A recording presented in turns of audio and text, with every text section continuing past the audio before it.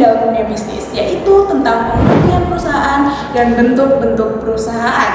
Nah, bentuk perusahaan yang akan kita bahas meliputi perusahaan dagang, persekutuan perdata, firma, CV, dan PT. Nah, seperti biasa nih, saya tidak sendiri karena sudah ada dua narasumber hebat yang akan membantu menjelaskan materi pada hari ini. Halo Mas Bagas, halo Mbak Rosida. Halo Bunga, halo Rosida, halo pendengar semuanya, senang bisa ikut berbagi ilmu hari ini. Halo semua, halo Bunga, halo Bagas. Semoga pembahasan kita ini bisa dipahami dan bermanfaat ya. Baik, sebelum membahas ke bentuk-bentuknya nih, kita mulai dulu dari pengertian perusahaan. Nah, Mas Bagas, sebenarnya apa sih yang dimaksud dengan perusahaan? Jadi perusahaan itu adalah sesuatu kegiatan yang dilakukan secara terus-menerus untuk menghasilkan barang atau jasa guna memperoleh keuntungan. Jadi perusahaan itu seperti layaknya roda. Roda itu tidak terus berputar di bawah, tapi harus terus berputar untuk menghasilkan keuntungan dan tidak rugi. Berarti hampir semua usaha yang menghasilkan keuntungan itu bisa disebut perusahaan ya? Ya, betul. Dari mulai toko kecil, usaha makanan, sampai perusahaan seperti pabrik dan bank, termasuk perusahaan. Yang penting ada kegiatan usaha yang dilakukan secara terus-menerus dan memiliki tujuan ekonomi. Selain mencari keuntungan, perusahaan itu juga membuka lapangan pekerjaan dan membantu masyarakat dalam memenuhi kebutuhan mereka. Dan nilainya itu cukup besar dalam perekonomian. Wah, ternyata perusahaan bukan hanya soal untung aja ya, tetapi juga punya manfaat sosial yang banyak. Nah, sekarang kita masuk ke bentuk perusahaan pertama, yaitu perusahaan dagang. Nah, untuk Mbak Rosida, apa yang dimaksud dengan perusahaan dagang itu sendiri? Perusahaan dagang itu perusahaan yang kegiatan utamanya membeli barang lalu menjualnya kembali tanpa mengubah bentuk barang tersebut. Jadi perusahaan itu hanya menyalurkan barang dari produsen ke konsumen. Oh, berarti barangnya itu nggak perlu kita proses lagi ya?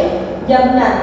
Contohnya itu kayak toko sembako yang membeli beras dari distributor lalu menjualnya kembali kepada pembeli.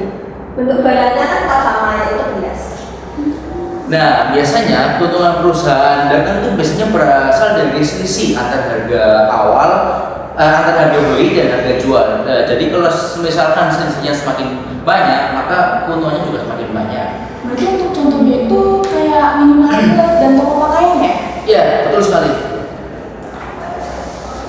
Oke, baik. Selanjutnya kita masuk ke persekutuan perdata. Untuk Mas Bagas, bisa minta tolong untuk penjelasannya?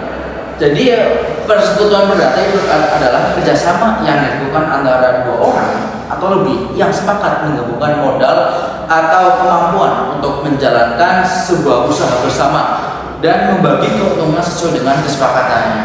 Nah, untuk persekutuan perdata itu sendiri, apakah harus dibuat perjanjian?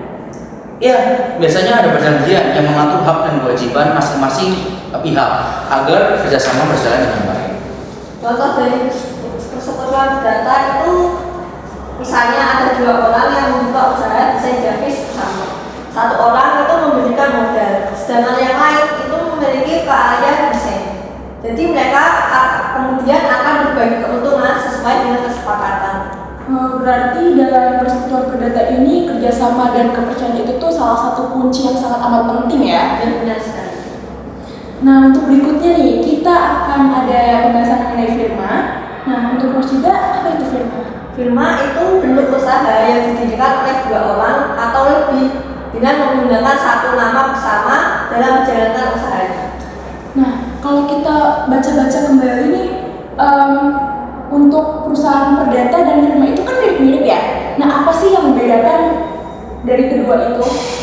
Perbedaannya itu ada di tanggung jawab anggotanya. Di dalam firma, semua anggota itu bertanggung jawab penuh terhadap utang perusahaan sampai ke harta pribadi.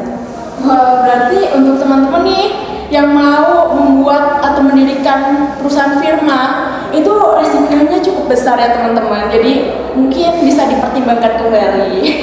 Iya, betul sekali teman-teman. Jadi karena firma itu biasanya didirikan oleh orang-orang yang sudah dekat atau sudah terpercaya, misalnya antara saudara atau teman dekat.